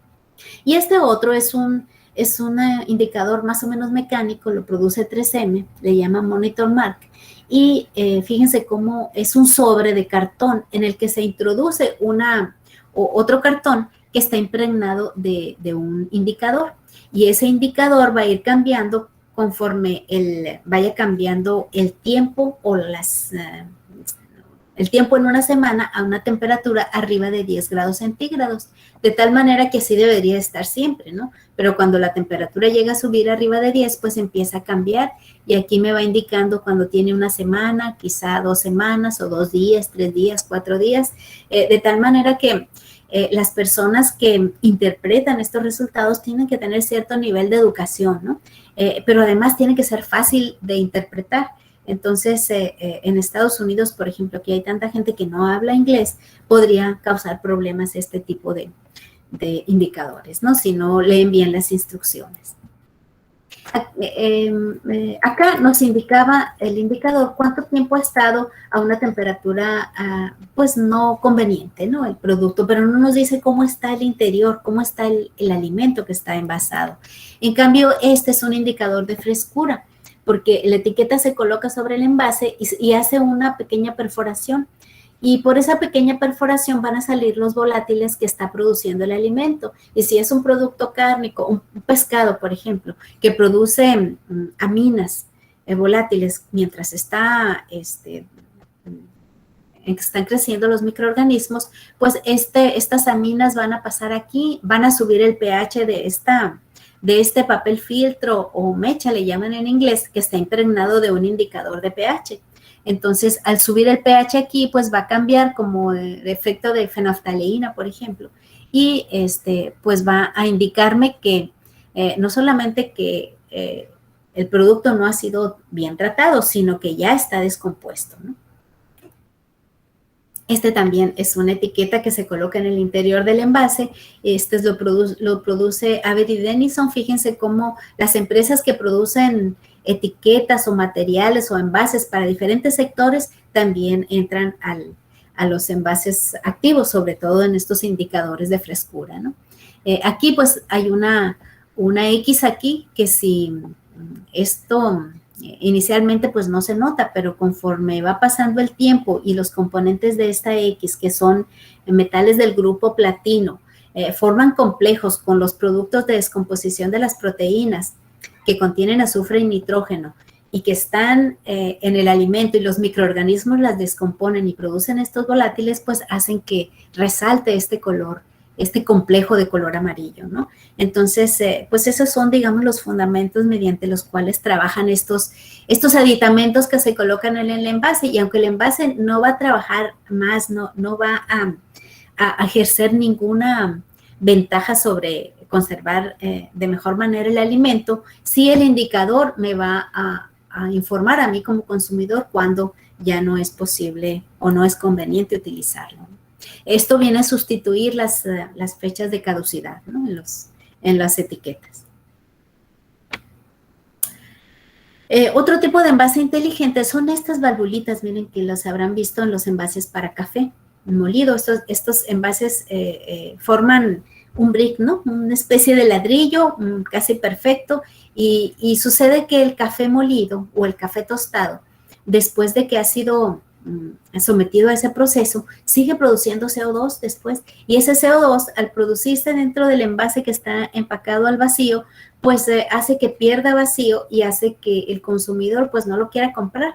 Realmente el CO2 no le hace daño al café, pero el aspecto que da al perder ese vacío pues es lo que nos da desconfianza a los consumidores, ¿no? Entonces existen muchos tipos de válvulas. Miren, aquí tenemos con 2 ranuras, con un puntito, con una membrana. Esto es una membrana, no es una válvula, una membrana permeable al CO2.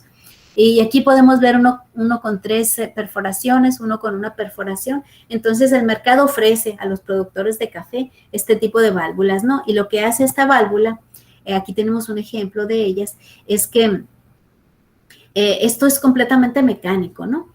Cuando aquí está dentro del envase, cuando la presión del CO2 sube dentro del envase, estos círculos que forman parte de esta válvula giran y hacen que se pongan en contacto esas ranuras que ustedes ven aquí con estas otras ranuras que existen en la parte exterior, digamos, del envase. Y eso hace que al abrirse esos orificios se libere la presión interna. Y luego que la presión baja, estos discos vuelven a girar y vuelven a cerrarse. Entonces, de esta manera no quedan abiertos estos orificios y se están perdiendo los componentes volátiles que le dan el olor y el sabor al café.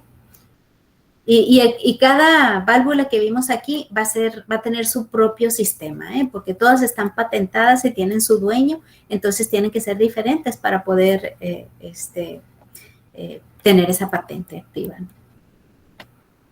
Tenemos aquí otro envase inteligente.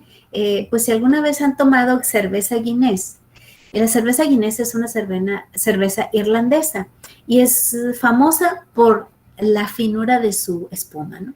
Es una espuma muy fina, es una cerveza muy oscura y que el hecho de que tenga esta espuma mucho más fina que las cervezas convencionales es que se envasa en barriles con nitrógeno y el nitrógeno produce burbujitas de este tamaño, ¿no? Muy pequeñas y lo hace cremosa y la hace pues ser muy famosa en Irlanda.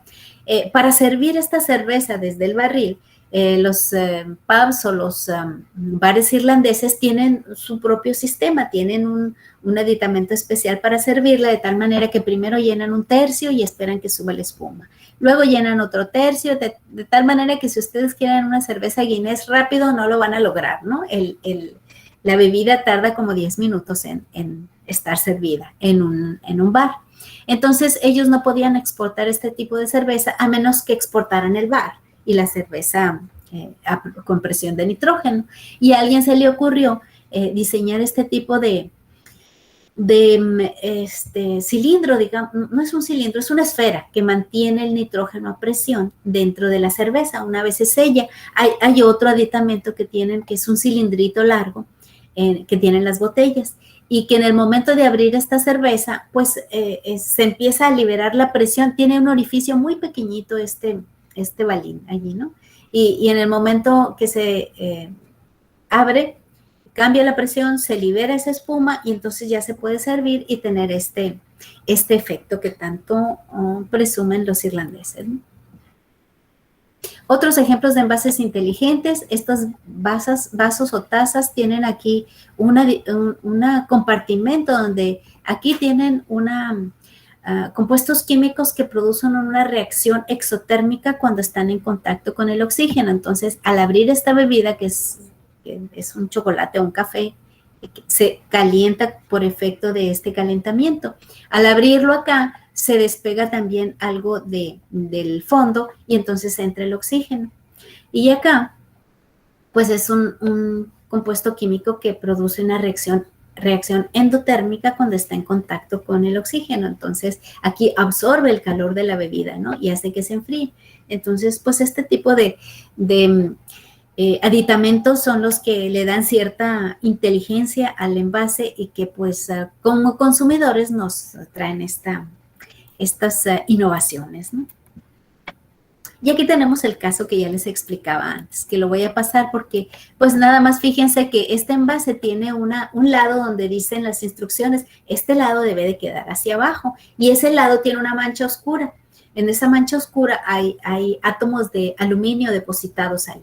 No es un foil de aluminio ni un trozo de papel aluminio. Son átomos de aluminio que han sido controladamente colocados allí y que es lo que hace que se caliente y produzca este efecto.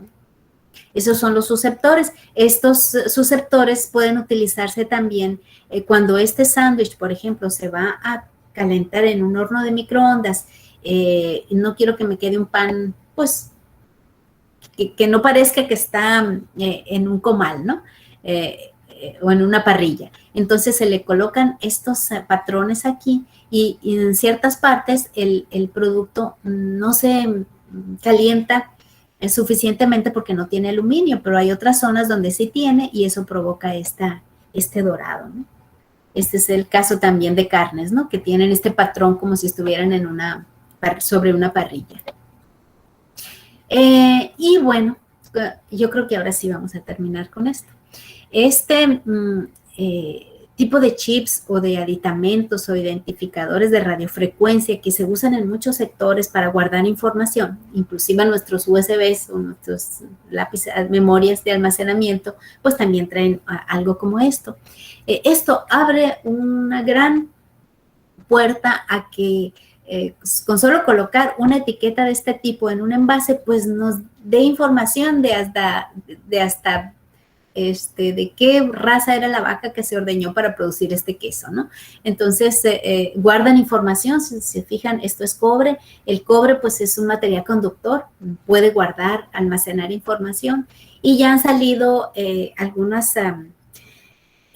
productos a base de silicona, que también son conductores y que también pueden guardar información. Entonces, y después de esto están las innovaciones que estamos teniendo actualmente. y que estas solo se las voy a mencionar. Por ejemplo, los códigos QR, los hologramas, la realidad aumentada que pueden lograr al utilizar su celular sobre ciertas códigos que tenga el envase, pues nos da mucha mayor información, ¿eh? O hasta nos hace imaginar que estamos sentados tomando un café en París, ¿no? O algo así. Entonces, pues con eso, ahora sí terminamos. ¿Qué nos espera en el futuro? Pues seguirá la exploración de compuestos activos naturales como los que les mostré que hacemos aquí en nuestro laboratorio, y estamos trabajando en eso, ¿no? Se fabricarán materiales biodegradables. Eso pues ya está en el mercado, ¿no? El PLA, algunos otros materiales que ya están sustituyendo a los plásticos convencionales para evitar esa contaminación del medio ambiente. Trazabilidad, si yo quiero saber efectivamente eso, dónde se ordeñó la vaca de la que se hizo el queso que me estoy comiendo, pues esto me puede dar esa información. Comunicación en el caso de fármacos, comunicación con el proveedor de la farmacia para que me surta a tiempo el medicamento que necesito. Puede haber una alarma por allí que indique que ya necesito que me mande o que me reponga el medicamento. Información para el reciclado de plásticos. Ustedes saben lo complicado que es reciclar plásticos, sobre todo cuando son plásticos coextruidos de diferentes polímeros, como los que vimos al principio de la presentación. O sea, esto ya, como no se pueden despegar fácilmente, hace imposible el reciclado, ¿no? Entonces, pero la manera de identificar los plásticos también es muy poco... no es sencillo, pues no es sencillo, se requieren de ciertos detectores y si mezclamos poliestireno con polietileno, pues no nos va a producir ningún producto que pueda tener un uso, que pueda volver a utilizarse como envase o en alguna otra aplicación. Nos puede decir también si el material es biodegradable o es compostable, porque cuando es compostable, pues es que un material es biodegradable, pero solo en condiciones de composta. Y hay países como el nuestro, pues no tenemos los rellenos sanitarios con condiciones de composta, ¿no? Eso es importante. Lo que les comentaba antes, el uso de teléfonos celulares como un apoyo para esa comunicación con el envase y con ese código que puede tener el envase. Y pues eso, como les dije, no sabemos qué va a pasar. O sea, ya nos sorprende tanto lo que está sucediendo, las innovaciones que vamos a ver qué viene en un futuro, ¿no? Algo que no nos imaginamos puede seguramente suceder. Y con eso termino. Les agradezco su atención y una disculpa por haberme extendido, pero pues no sé qué nos pasó que estuvimos tan lentos ahora. Muchas gracias. Muchísimas gracias, doctora. La verdad estuvo muy interesante. Vamos a dar paso a la sesión de preguntas. Si tienen alguna pregunta, pueden escribirla todavía en el chat. Sí, hay las preguntas que nos dejaron vía formulario, aquellos compañeros que por alguna razón no pudieron ingresar a la sesión. Algunas ya las ha contestado a través de su exposición, las voy a obviar. Y bueno, nos preguntaron qué tanto contribuyen las innovaciones en los envases en el proceso de conservación y cómo pueden ayudar a mitigar el desperdicio de alimentos. Bueno, esa podría ser una aplicación, ¿no? Que de alguna manera podamos saber que cuando un alimento, ya sea una formulación o ya sea un alimento fresco, ya pueda tener generación de microorganismos que pueden afectar nuestra salud. Entonces, de esa manera puede haber detectores o inclusive se puede incorporar en el envase un chip o un material que esté detectando el crecimiento de microorganismos dentro. No necesariamente tiene que estar en el interior, sino que puede ser un detector que a través del plástico puede estar detectando esos compuestos químicos, ¿no? Eso por un lado, ¿no? Ahora, este tipo no de envases, sino de aditamentos, pueden solucionar problemas a nivel de una planta, por ejemplo, ¿no? Entonces, en una planta puede haber detectores, así como hay detectores de metales, así puede haber detectores de compuestos volátiles, componentes de los alimentos que nos pueden pues indicar cuándo un lote de materia prima va a tener una vida limitada de vida de anaquel o cuándo se espera que pueda tener mucho más tiempo. Pensemos en las frutas, en las hortalizas, ¿no? O en los frutos cortados, pues que tienen una vida limitada, ¿no? Y que pues tanto que nos recomiendan actualmente consumirlos. Entonces, yo creo que puedo yo no imaginar la manera como pueden solucionar el problema, pero pueden contribuir, ¿no? Muy bien, doctora. Otra pregunta que nos dejaron es, ¿qué factores considera los más importantes a la hora de diseñar un envase? Yo creo que aquí el que demanda el envase es el alimento, ¿no? Entonces yo voy a observar el alimento, cuáles son sus causas de deterioro, y en base a eso, pues si su causa de deterioro es el oxígeno, le tengo que dar una barrera al oxígeno. Si su causa de deterioro es el crecimiento de hongos, pues le tengo que dar o un compuesto antifúngico o bien eliminar también el oxígeno. Si tiene vitaminas que no quiero que se degraden, como la vitamina A, por ejemplo, pues hay que agregarle algo que evite esa oxidación. Si es sensible a la luz, hay aditivos que se agregan al mismo plástico que lo mantienen transparente, pero que absorben la luz y no dejan que la luz incida sobre el alimento y que empiece a oxidarse por este efecto. La luz cataliza pues reacciones de oxidación, ¿no? Hay que ver también, lo voy a procesar, lo voy a pasteurizar dentro del envase. Necesito que el envase soporte altas temperaturas, o bien puedo procesarlo asépticamente, donde el envase va a ser esterilizado por un lado y el alimento va a ser pues pasteurizado con intercambiadores de calor o con alguna otra tecnología por otro lado. ¿Cómo lo voy a transportar, no? ¿Dónde lo voy a vender? ¿Lo voy a exportar? ¿Va a moverse por barco? ¿Va a moverse por carreteras? ¿Va a ir en avión? Si va a ir en avión, o sea, ¿tiene suficiente capacidad para soportar cambios de presión? Si va por carretera en un camino o un camino de terracería, o sea, ¿está el envase protegiendo mecánicamente al producto? Hay toda una serie de pasos, ¿no?, que se siguen a la hora de escoger un material de envase. Como último punto está qué aditivos va a tener el plástico que puedan afectar la calidad sanitaria del alimento, ¿no? Por ejemplo, lo de migración. O sea, en los pasos que dan los libros, ese punto está en el último lugar. Y pues no, también deberíamos de fijarnos. Por ejemplo, en México existen todavía películas autoadheribles que tienen aditivos que pueden tener cierta toxicidad, que pueden ser carcinogénicos, que pueden tener actividad de alguna hormona, por ejemplo, y que eso, al consumir ese alimento envuelto en esa película, digamos, diariamente, pues hace que estemos consumiendo diariamente cantidades trazas de esos compuestos y que pueden generar una toxicidad crónica. O sea, por eso es importante considerarlos, ¿no? Porque a corto tiempo no nos van a causar toxicidad, lo van a causar después de toda una vida consumiendo esos alimentos. Entonces, y ha habido pocos estudios, pues, porque los plásticos entraron al mercado en los años 50, entonces los que nacimos en aquella época, pues, apenas podemos empezar a presentar síntomas de esas enfermedades que es muy, muy difícil probar que vienen de componentes de los envases, ¿no? Pero es muy importante considerar los aditivos que tienen los materiales de envase. Y pues los costos también, que para las empresas ese es el primer punto, ¿no?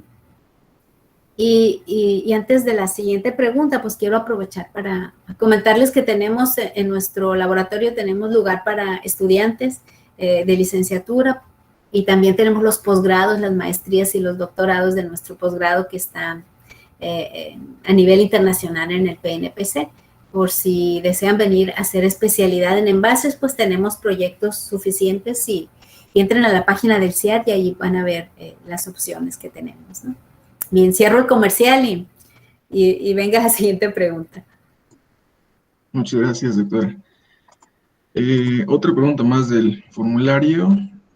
¿Cómo ayudar al medio ambiente con la sobreproducción de envases plásticos?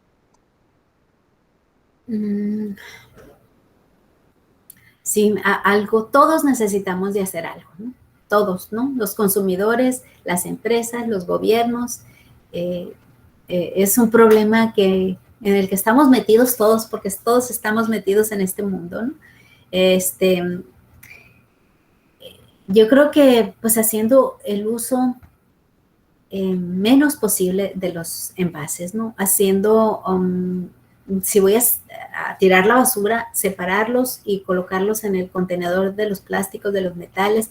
Creo que eso ayuda, aunque todavía los procesos, digamos, para que el 100% o que cerca del 100% de los envases se reciclen no están establecidos. Hay que empezar, ¿no? Hay que empezar a separarlos, hay que empezar a llevarlos al depósito donde ya está el reciclador, donde está recogiendo todo. Fíjense que en el caso de las latas, por ejemplo, no las encontramos en la basura porque hay un precio que tienen, ¿no? O sea, las venden. Hay familias que de eso viven, de recolectar latas y botes y llevarlos a la recicladora y obtienen un recurso económico por eso. Empieza a suceder eso para el PET. En el momento en que todos los plásticos o todos los polímeros que se utilizan con tanta frecuencia, que son los que se utilizan en envases, no solo de alimentos, sino de diferentes tipos de envases, tengan suficiente demanda para reciclar, entonces van a tener un precio. Y entonces no vamos a ver basura plástica, pues porque directamente lo vamos a vender, ¿no? Creo que por ese proceso pues ha pasado el metal, ha pasado el vidrio, que México es uno de los países que más recicla vidrio y metal. Necesitamos entrar con los plásticos a ese tema, porque inclusive recibimos basura plástica de otros países, ¿no? Entonces, es muy importante que cada uno compremos el alimento con conciencia, lo descartemos el envase con conciencia y si se lo podemos llevar al reciclador, pues ya vamos a estar abriéndole el camino y contribuyendo a que cada vez sea más factible económicamente para el reciclador reciclar plástico, ¿no? El gobierno, por su parte, pues tiene que establecer legislaciones al respecto, ¿no? Alguna vez les puedo platicar de otro tema que tengo sobre eso, ¿no? Cómo es que han ido creciendo los millones de toneladas de los diferentes polímeros en el mundo, ¿no? En un mundo en el que todos vivimos y en el que si no se recicla y no se quema, aquí los estamos acumulando y cómo desde los años 50 hasta este año pues lleva un crecimiento mucho más arriba de ese 8% que veíamos ahorita para los envases activos, ¿no? Y eso hace pues que como no lo podemos sacar de este planeta y como no son degradables, pues se van acumulando en los rellenos sanitarios, en el mar, en los ríos, no les voy a platicar de este problema que ya creo que están muy conscientes de eso, ¿no? Pero sí, y nosotros como investigadores, pues trabajar en generar materiales biodegradables, tratar de sustituir los que ya existen que son no biodegradables por biodegradables. Tenemos un proyecto ahora con envases para tortillas de maíz, que aunque parte de las tortillas de maíz se envasan en papel, hay otra parte que se envasa en polietileno, ¿no? Creo que todos tenemos que contribuir con algo, pues botar y tirar los envases a la basura o a la calle, pues sabemos que lo único que ocasiona son problemas, ¿no?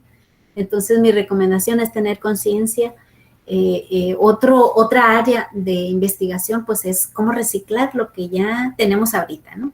O sea, cómo hacer uso, volver a usarlo, pero no se pueden usar 2 o 3 veces, ¿no? Con un reciclado sencillo. Hay que hacer un reciclado químico que implica romper las moléculas del polímero en el monómero y volver a polimerizar.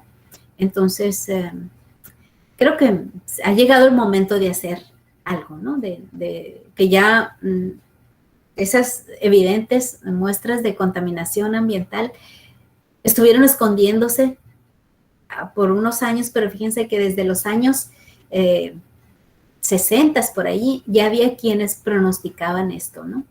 Y trataron de que se legislaran el que se prohibieran o se restringiera el uso de aquellos materiales plásticos más contaminantes, ¿no? Y no lo lograron. Lo hicieron en los países desarrollados, no lo lograron, pero las evidencias ahí están. Entonces, pues mucha conciencia al retirar el envase, al tirar la basura. Eso creo que es lo que les puedo recomendar, es lo que les toca a ustedes e incorporarse en proyectos o en labores o en trabajos en los que exista esa visión verde, pues, ¿no? De cómo disminuir la cantidad de plásticos en los envases para alimentos. Perfecto, doctora. Muy de acuerdo también con su respuesta en que todos podemos hacer algo y pues para poder disminuir la contaminación, pues sí se requiere la participación de varios actores. Sí, sí. Agregando eso, nada más, la curva de crecimiento de la acumulación de materiales plásticos va incrementándose, ¿no? Tiene algunas curvitas por allí, pero eso ni siquiera podemos decir que vamos a bajarlo, o sea, que va a llegar a un máximo, vamos a bajar. Lo único que podemos hacer en este momento es bajar la pendiente, o sea, bajar la velocidad de producción, porque ya estamos tan acostumbrados todos a los plásticos. O sea, nos vinieron a resolver tantos problemas, nos facilitaron tanto la vida que estamos que ya no podemos vivir sin ellos, pues, ¿no? En eso hay que poner conciencia también. Bueno, ya cierro la respuesta. Adelante. Sí, doctora. Otra pregunta, ahora que nos dejaron en el chat, es de Ana Berenice. Dice, ¿se han realizado análisis de riesgos cuando se emplean nanopartículas como aditivos en los envases, considerando que el producto entre al organismo o incluso que salga hasta el ambiente? Sí, se han hecho estudios en Estados Unidos, en Europa, pues más o menos las nanopartículas se iniciaron con el siglo, ¿no? Y entonces no todos, había legislación donde prohibía el uso de nanopartículas en plásticos mientras se estudiaban y se veía qué efecto podrían tener. Nosotros recibimos muestras de algunas empresas que estaban agregando nanopartículas aquí en México y cuando medíamos migración, la cantidad de migración era muy alta porque eran polvos inorgánicos, pues. Entonces, todo eso se fue evolucionando hasta que los productores de envases se dieron cuenta que tenían que colocar una capa de nanopartículas en medio de dos capas de material sin aditivo, ¿no? De esa manera comprobamos que no migraba. Eso es en cuanto a nuestra salud, ¿no? ¿Qué pasa en cuanto a nuestra salud? Pero cuando ya va a la basura, pues allá van las nanopartículas en esas capas que no van a poder reciclarse porque son capas de diferentes materiales en ocasiones.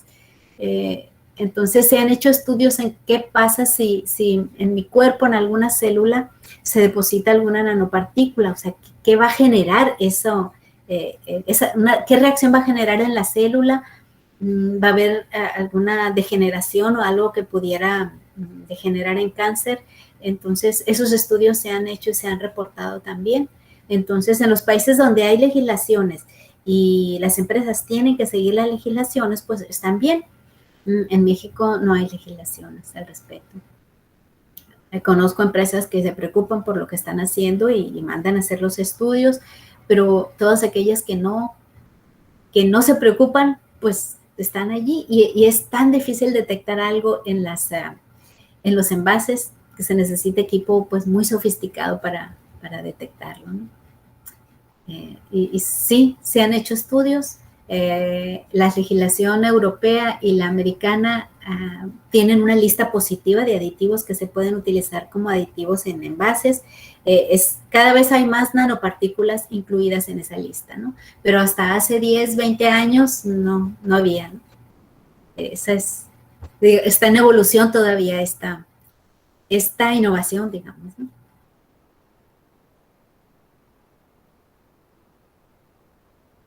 De acuerdo, doctora. Con esto concluimos la sesión de preguntas y ya para finalizar también Ana Berenice nos deja un comentario. Doctora Soto, muchas gracias por compartir todo el trabajo que han desarrollado en el Centro de Investigación en el tema de envases inteligentes y de envases innovadores. Sin duda, es muestra de la importancia del tema en la tecnología de alimentos. Su ponencia fue muy interesante. Muchas gracias por compartir su valiosa experiencia. Y pues, doctora, también es de nosotros ese sentimiento de agradecimiento hacia usted por su excelente presentación. Ha sido muy enriquecedora. Y bueno, a nombre de la Sociedad Estudiantil de Ingenieros en Alimentos de la Facultad de Ingeniería Química de la UAP, le haremos llegar vía correo electrónico un reconocimiento que, bueno, se está presentando en pantalla, no sé si se aprecia ver, pero bueno, le haremos entrega de ese reconocimiento por su participación como ponente de la conferencia virtual Envases Innovadores para Alimentos el día 13 de septiembre del 2021 en el ciclo de conferencias y actividades virtuales que organiza la Sociedad de Estudiantil de Ingenieros en Alimentos. Pues doctora, muchísimas gracias. De verdad, ha sido muy, muy enriquecedora su presentación. Me da mucho gusto porque, bueno, yo siempre que me invitan estudiantes, pues acudo, ¿no? A la invitación porque es una manera de darle difusión a estos temas que a veces no están no son tan comunes, pues, ¿no? Entonces, y también porque queremos tener estudiantes, buenos estudiantes en nuestros posgrados y ofrecemos también temas para tesis de licenciatura. Entonces, pues, bienvenidos. Por allí debe de estar mi correo, espero que lo hayan tomado, hsoto@ciad.mx, y ya estoy viendo aquí el certificado de reconocimiento. Muchas gracias y pues les deseo lo mejor. Muchísimas gracias, doctora. Gracias también por la invitación. Cualquiera que esté interesado en realizar una investigación con la doctora, pues bueno, ahí está su correo. Y pues muchísimas gracias, doctora. Te deseamos que tenga un buen día. Bien, pues me desconecto. Cuídense. Gracias. Gracias a los asistentes. Les deseamos que tengan un buen día y que sigan al pendiente de nuestras futuras actividades del SEINA. Hasta luego, que tengan buen día. Hasta luego, gracias. Muchas gracias igualmente.